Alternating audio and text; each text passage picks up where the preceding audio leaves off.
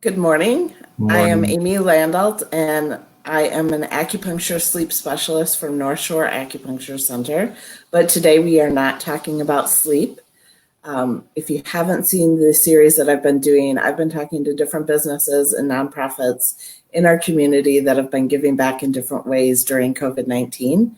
And I have one of those nonprofits with me today. Well, not literally the nonprofit, but I have Dr. Omar Khan joining me today, who's the program administrator from the Douglas Center.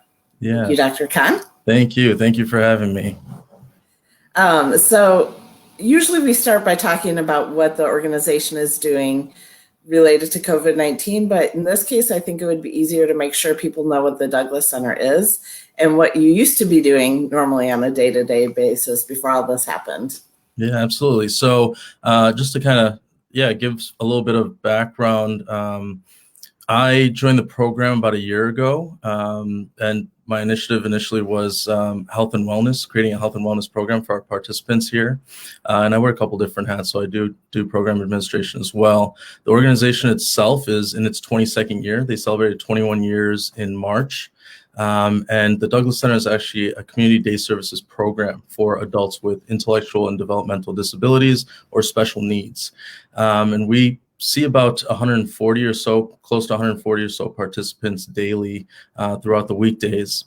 85% of the population comes from group and residential homes, and 15 or so percent come from their family homes. And so what we primarily do here is we try to do work and vocational training is some of what we do at the core, but we also have a number of different programs and therapies that we provide for the participants here. And it's broken down into about 5 different departments, you'd say. The developmental rehabilitation program, vocational transitional services, the work center program, our seniors program, and the ones that are, a bit more highly skilled as well in sewing. And so we have a whole different sewing department as well. Again, a lot of what we do is we attempt to help our participants learn various skills when it comes to job skills. We try to get them jobs in the community as well. And so they may do manufacturing and packaging jobs here, commercial and industrial sewing. We have an electronic recycling program. And as I'd mentioned, a variety of other programs, the health and wellness initiative that we had started here, various group therapies, dance movement therapy, pet therapy, and then we have community integration programs as well. So there's definitely a lot going on in a normal, work day here. And you also have an art therapy program as well, too. So I heard dance therapy and pet therapy, which are pretty innovative. Yeah, so we have an art there. Well, it's called Art from the Heart, and it was an initiative started many years ago. Again, as I had said, we're in our 22nd year, so there have been a lot of new developments as time has gone. But we have 2 artists that come here a couple times a week and work with our participants on creating different art projects, whether it's mosaic coasters, mosaic pots and for plants, various art projects that are then sold in the community, whether it be at hospital gift shops or college bookstores, any place that's interested in taking some of it on, and the participants get paid for all the work that they do. So it's an incredible project. If anyone gets a chance, they can go to our website and look up Art from the Heart in particular. Yeah. And your website is the douglascenter.org, correct? Correct. The douglascenter.org. So I'll put that in the comments for people as well if they want to check that out. Yeah. So right now, what are you doing? Because obviously it's hard in Illinois. We have people watching from other states, but we're currently in a shelter in place. So tell us a little bit more about what you've been doing. Yeah. So, it's been an interesting time, trying time, of course, for many. For our participants, we ended up, for everyone's safety and health, we ended up closing the program mid-March. And so soon after, there was a state mandate that required all the participants to stay home. So they've had to stay home pretty much at all times so far. And we're figuring out ways as to how we can slowly bring people back on once it is time to get back to the program. But for that time being, our participants, again, did have to stay home. We started doing a couple different virtual groups throughout the week. So we do at least 2 to 3 scheduled virtual groups with some of our staff here. But I would say within the first week or two after we ended up doing, closing our doors, there were some internal discussions and suggestions from a foundation, an employee at a foundation, a parent or two as well, about making face masks.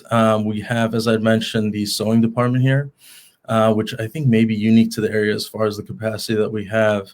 And so we had our internal talks. I was doing a lot more research on my end, talking to the local public health department. There's a director of public health here in Skokie.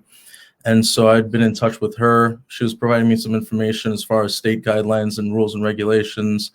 And so soon after, we decided, it may be beneficial to at least provide it for, as I'd mentioned, we have about 85% of our participants that come from group and group homes. And so there's employees and staff that are there at all hours working with them. So the initial thought was potentially providing it for a number of them so that they can help keep our participants safe, as well as themselves. And then that conversation evolved into, providing it potentially for the public health department, the employees there, the village staff. And then based off of CDC and WHO guidelines, we, did some research, again, found material, however possible. And so we started producing these multi-layer 100% cotton face masks. And I actually have a sample of it right here for you. So these are the masks. They come with these, black elastic loops, and you can put it on and then just open it up, and it should cover from your nose to below your chin. And so, once we began producing, we had some staff that came in, began producing here, a number of people who had sewing machines at home, because we were trying to maintain, again, that safe space and the social distancing. And so we provided material for a number of employees to take it home and work on it at home. And then once the word got out, because I think we were put on the Village of Skokie's website as a resource. And so we had people reaching out from school districts, construction companies, landscaping companies, the general public. So we, we're trying to keep up with demand. It kind of took some time, but we definitely caught up, and we've opened it up to the general public. Anyone that really needs it. I know there's going to be a time period where people are going to have to wear even when they get back to work. So again, the purpose of it is, and this is something that I've reiterated, is it's not something that should provide a false sense of security. This isn't something that will necessarily protect against acquiring the infection, but it's hopefully to deter you from touching your face, as well as retaining or containing any coughs or sneezes that you may have. Those are some of the main purposes, I'd say. And again, a lot of the neighborhoods or villages have made it a requirement for people to wear in public where they're not able to maintain social distancing. So yeah, we've produced in the thousands, I'd say, at this point in time. We do have a number of them available for the general public, companies, whatever it may be. And we're selling them as, reasonably as we can. They're $5 each. They are washable and reusable. I would recommend washing it and air drying it. That's what I do with my own. So yeah. It's been busy. And you do ship them if someone isn't able to pick them up right now, correct? Yeah. So the couple of ways. One, we've allowed people now open the doors kind of to do walk-ins. So for weekdays from 11 a.m. to 3 p.m., people can come in and purchase it, or people can send me an email at Omar, OMAR, at thedouglascenter.org, and that's THEDOUGLASCENTER.org. And they can let me know how many they need. If they need it mailed out, we can do the payment process over the phone and get that shipped out to them. So yeah, we are trying to work with people however possible. All right, and we put that email address in there. We also have Charlotte, thanks, who's been entering things in for us as you talk about them too. So it's easy for them to find Art from the Heart and things like that as well. Thank you. Yeah. And having Charlotte on, I know one thing that she has helped a lot of people with is decluttering. And you mentioned that you have electronic recycling right now. So I know a lot of people have used this time to go through and declutter their homes. Are you currently accepting electronic recycling? Yeah, we are. So our employees, we have some staff that are here throughout the week, Monday through Friday, from 9 to about 3 or so. During those hours, if anyone does have computers, tablets, phones that they no longer use and they're trying to find a way to recycle them, we do accept that. Printers and TVs, not so much, because it costs us money to recycle it, and being a nonprofit, it's not as feasible. If there is maybe a donation that can go along with that, that can help offset those costs, we could potentially accept those as well. But we are still accepting electronic recycling material as well. And that's a cool project too. You know, when we have normal working hours, our participants get an opportunity to work in that department, test computers, see what computer's working, what's not working, see what monitor's working, what's not working.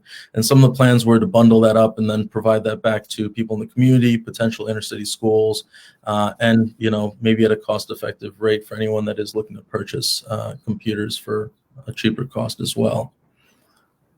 Yeah. All right. Yeah. That sounds great. I put some notes in there in the comment as well. Yeah. So maybe people will see that and take advantage. Absolutely.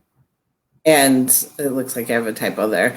I recommend probably if you have a TV or printer, calling first and talking about the size and what it might cost in terms of a donation. Yeah, absolutely. Just done. That would be appreciated. Yeah.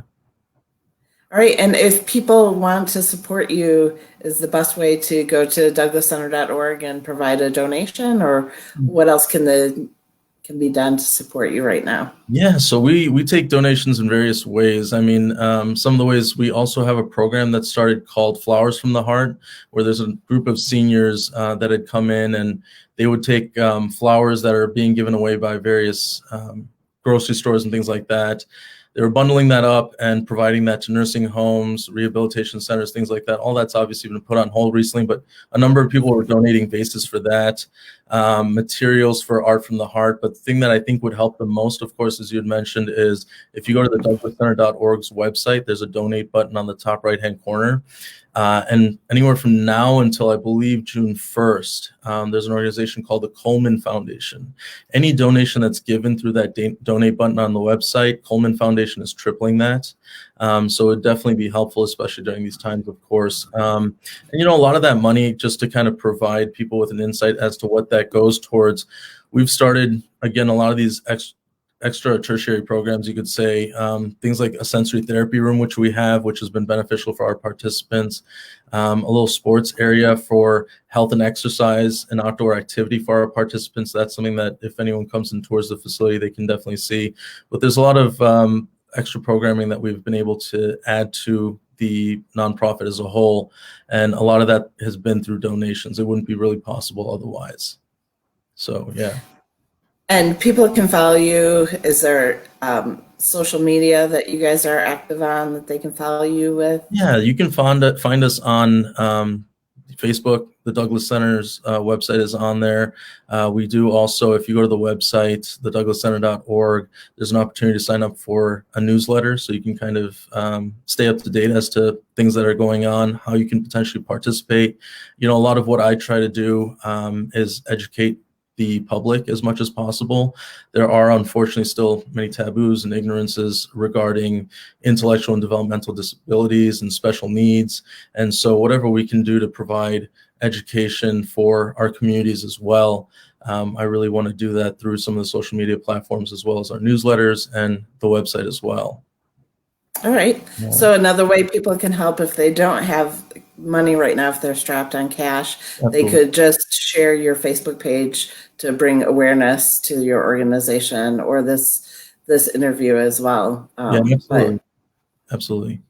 It's another way to provide support. All right. Well, if you need face masks, make sure you reach out to the douglascenter.org.